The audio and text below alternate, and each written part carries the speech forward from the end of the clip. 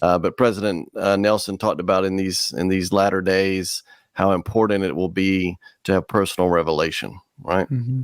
So I noticed, that's what we're kind of talking about here in the opening scene of the opening chapter of the opening book, deals with that in a way with Lehi. And it, to me, looks like a bit of a pattern.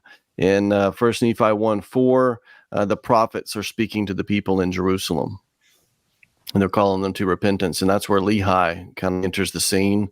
And it reminded me of Moses and the burning bush. We remember Moses and the burning bush, God speaking to Moses through this burning bush. But in the reality, that the verses tell us that he was walking along and he noticed this bush and he turned to it.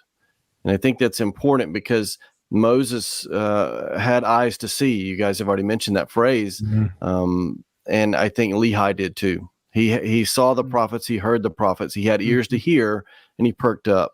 And I think that's important when we're looking for that personal inspiration that President Nelson has told us is going to be so important. I think you got to have ears to hear, eyes to see, first of all, to kind of have that desire for more. And that's what Lehi did. He prayed. That was in verse 5. He prayed to have a better understanding, to have that witness to himself, for himself, to know of those things.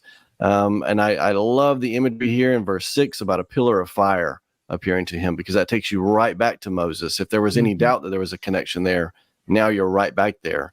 And a little foreshadowing there, the pillar of fire is kind of what led the Israelites out of Egypt, out of destruction, out of servitude and into the wilderness, first of all, but onto a promised land after a while.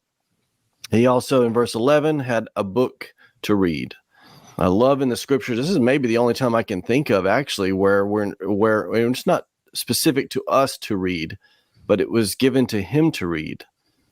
But if you think about it, there's not very many instances where we're told to read the scriptures. We're told to study the scriptures, to ponder the scriptures, to feast upon the words, all these other words that are different than reading. So I think it's an important source for this information, an important source for that guidance, that personal revelation. And verse 12, he recognizes the Spirit. That's that confirmation. Verse 14, he gives thanks. And that's key.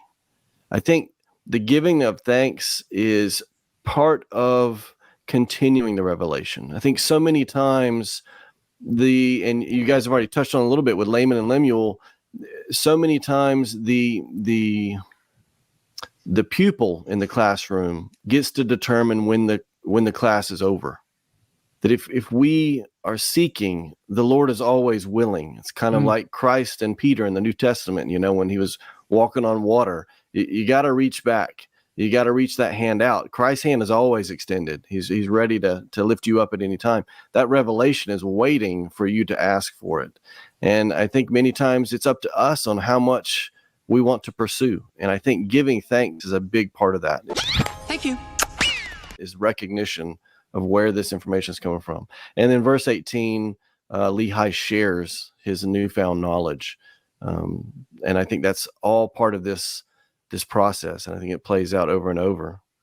Aside from that, that's a cool process. Yeah, it is. And it's works for everyone, or can. So.